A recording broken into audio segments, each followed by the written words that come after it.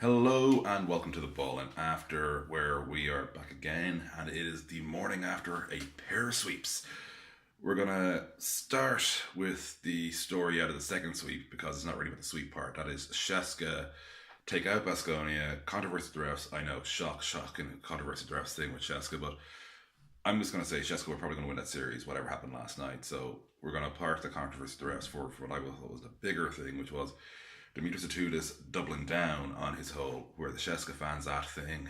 He said it after game one. It's like, why are we only getting 7,000 fans in a 10,000 seat arena for game one of the playoffs? And he was like basically praising the Baskonia fans in what seemed like a pretty veiled "where the CSKA fans at" comment after the game last night. And gotta say, I agree with him, and it's kind of refreshing because most of us have just accepted the CSKA thing as, yeah, that's a thing, that's what it is.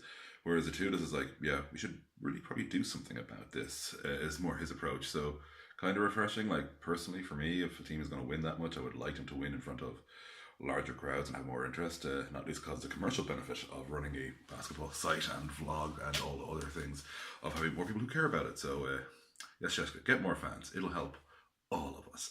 But on to, of course, the other sweep, the one that had most eyeballs last night, which was Fener finally and decisively taking care of business against Panathinaikos. The opening games in Athens went fascinatingly. They were the Bogdan rules, as we called it on Sweet 16. And you can tell it's the morning with me yawning through this. And yeah, it wasn't the Bogdan night last night. He did come good in the second half, but Fener, what should be scariest for anyone who sees them in the Final Four is they weren't close to their best in that game, and they still rarely looked in real danger. Like, first half, I think it was the second quarter was what really stood out to me, where like those opening few minutes, Pau had so much more intensity than them, and Fener was like, ain't no thing. And Fener still went up like 7 at the break, and like you're kind of going, Fener have not come close to hitting their full speed. Pau have just thrown a war, and there was a Kenny Gabriel dunk that was just, it was like, wow. And you're kind of going, they're throwing everything at these guys, and Fener be like,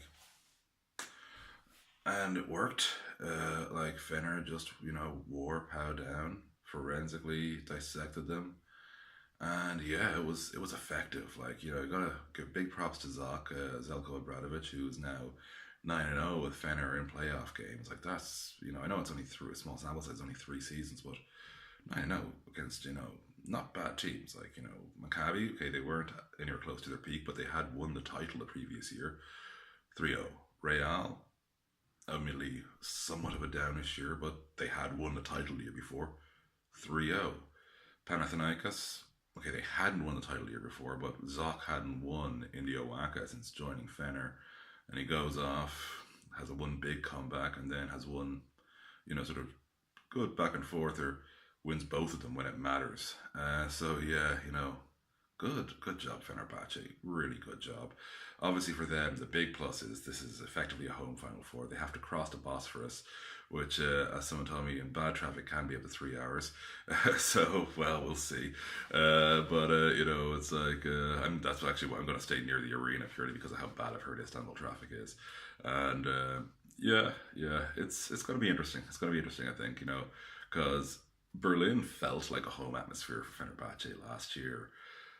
It really, really did. And like, you wonder how can the actual home atmosphere somehow top that? And it's going to, but like, seriously, Berlin last year was basically, does geography, West Istanbul. If there is an actual West Istanbul district, apologies, I don't mean it in that sense. I mean as in, so far west, we're making a joke. Just so we're clear, guys. It's like, I did it, okay, so when Maccabi won in Milan, I referred to it as Tel Aviv West because of the same principle. I'm just looking at a map and going, which direction is it? Yeah, you get me. So yeah, Fener, fantastic as always. And I thought what was most fantastic about them was that they didn't have to be actually fantastic. They were just, this is what we do. We go out, we get that W, and they did. So congrats to Fener on making the Final Four, and to CSKA and Coach Itoudis, liking your moxie a lot. So that's it from the Ball and After for this edition. Please do subscribe, like, comment, share, whatever. And yeah, we will have analysis up of the Fener POW game later on BIE. But for now, Ryan, this is the ball and after, and click all those buttons.